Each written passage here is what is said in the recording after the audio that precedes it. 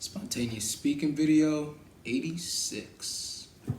Alright, what's up everyone? So today I just wanted to make this quick video to talk about idealism and what I call the carrot of idealism. So in order to get into that, I'm going to tell a story that, as y'all know, I spent about 4 days with Antonia Dodge and Joel Markowitz of Personality Hacker. And Joel is an ENFP Enneagram 6.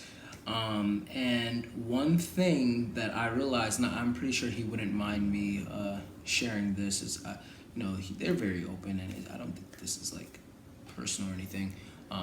But by the way, shout out to you, Joel, if you're watching this by any chance. But I got to watch them in their natural habitat, pretty much, do and pump out all of the work that they do, how they plan the company, like all of that, and it's so fascinating. But as EPs usually are, they kind of got behind schedule. I want to say a little bit, but apparently it was like by a lot, at least from how it seemed like. And Joel, because he takes on so much of the work, like seriously, props to Joel, because he really carries Personality Hacker. But because he takes on so much of the work, then he also gets a lot of anxiety when things aren't going according to plan, and time is starting to run out. So on top of that, he, as an ENFP, he has this FI idealism on how this is how it's supposed to be, and if it's not exactly how he imagined, and because it's a part of his self, it's an extension of himself, then if it misses the mark of what exactly he imagined it to be, then it's almost from how I was understanding, it's almost like he's throwing it all away as trash. And Jamila is the same way, an ISFP, she's my wife. And I've realized this trend with a lot of FI users, and Joel and Antonia actually said that this is an FI thing, that idealism of this has to be exactly how it is, or exactly like this in a way, and then if it doesn't match that, if it doesn't get there, then, everything's just ruined in a way. I guess that's why they tend to make such phenomenal artists. Granted, not that non-FI users cannot make phenomenal artists, but anyway, one of the things that I told Joel was that he first of all has to understand, especially me being one of their customers / clients, he has to understand that we on the outside are looking at Personality Hacker and all of what they do, and we're not seeing any of the stains on their shirt that they are hyper focusing on, if you catch the metaphor that I'm giving.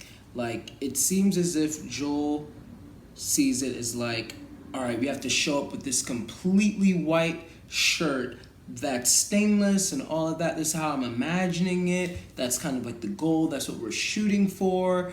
And if even I drop a little bit of dust or whatever, then everybody's gonna see it, and even if they don't see it, I see it, and that means I have to throw the whole shirt away, or the shirt has lost value.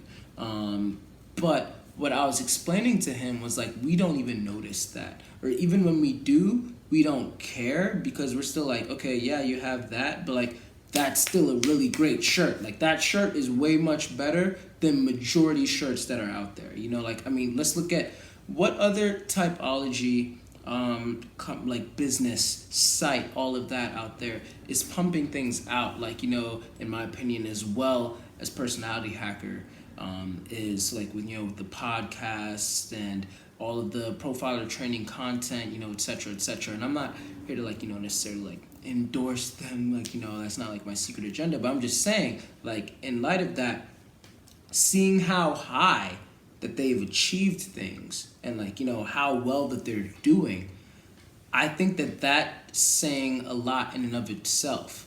And they should always, in your striving to be better, you should always also be happy with where you are. Not happy enough to stay there, but at least be happy and proud of where you currently stand. That's what I believe. because then when you're able to do that,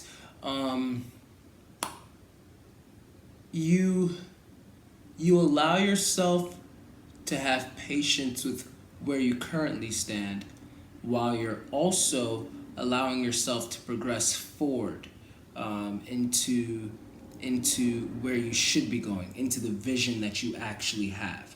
And so, all of that being said, the analogy or the metaphor that I use with Joel is that idealism needs to be the carrot in front of the donkey. So the carrot of idealism, we've all seen donkeys, in cartoons and stuff, where they hold the carrot right in front of the donkey. It's kind of messed up. And the donkey just kind of goes after the carrot that they're never going to get, because the further that they walk, the further the carrot's going to go too. As they're moving, so is the bar, so is the carrot. But guess what? The donkey is going further and further and further, making a lot of progress. And I think that that's what idealism is supposed to be.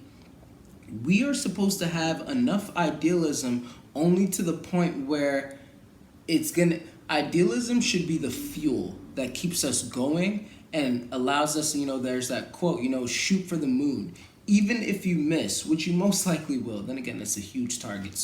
But for illustration purposes, even if you miss, you'll still land amongst the stars. But if you decide in your head, like, no, I'm not going to shoot for the moon because I'm never going to get there, then you're not even going to land amongst the stars. You're not going to throw any shots at all. If you're too afraid of shooting toward the moon, you're like, oh, that's never going to work. Well, good luck just staying on the ground, and becoming great or making a difference in the world.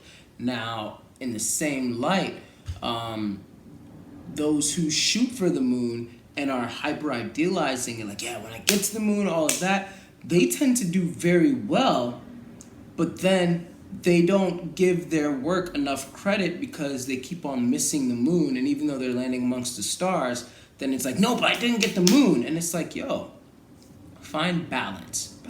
Life is all about balance in almost everything, and that's why we look at personality types. Like, that's why we need the perceivers and the judges. That's why we need the feelers and the thinkers. That's why we need intuition and sensing, extroversion and introversion. Everything is about balance. And once you have balance, that equilibrium is able to work together so much better.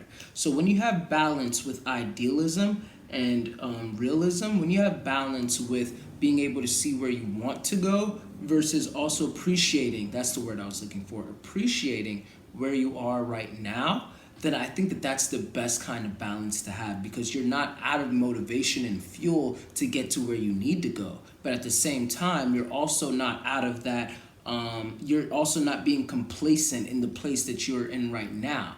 And so allow idealism to be that carrot that's in front of you. You're always going to be going for that carrot. And let's just be honest, you may not get it, especially if, like, how realistically, that carrot, you're just never going to get to it. However, if you continue to move toward that carrot, you're going to cover so much ground that other people who are too lazy to go after the carrot, or who are too smart to go after the carrot, are not covering. You know what I mean? And so I think that that's my encouragement for all of y'all perfectionists out there, for all of y'all idealists out there. It's okay to go ahead and go for the carrot. And in fact, I encourage you to continue to go for the carrot. I'm not telling you to stop idealizing. I'm telling you to continue to go for that ideal. Ideals are important. And this is coming from an NF. So I'm an idealist myself. Ideals are important, but don't forget the purpose of an ideal. The purpose of an ideal, what makes an ideal is that it's unattainable. That's what I think. That's how I see it. I don't think that ideals are actually obtainable. I think that if you're able to obtain it, it's not an ideal. That's my personal opinion. So I intentionally would set an ideal that I know that I won't be able to probably reach, but it's realistic enough to where I can get close enough. And to me, even if my ideal is over here and I was able to get over here, I'm living in the ideal realm.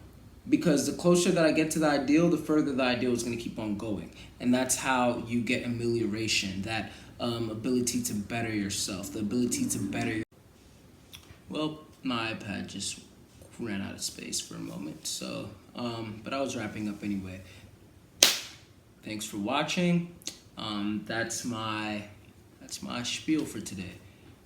Allow the carrot of idealism to allow you to continue to be motivated, to push forward, and keep on going after that carrot, and keep on looking at the ground that you've covered, and keep on covering more and more ground. Keep on shooting for the moon and knowing that you'll land amongst the stars. Don't shoot for the stars knowing that you won't get to the moon, because then you're probably just gonna land amongst the atmosphere, but not really. The lower that you shoot, then the lower that you'll get. Shoot high, but also try and keep realistic expectations, and then when you don't reach that expectation, don't forget to appreciate where you were able to reach, at least just enough so that you're able to appreciate it for the value that it does have, but not to be complacent, because now you have to keep on shooting forward even more. So yeah, thanks for watching, and I will see y'all next time.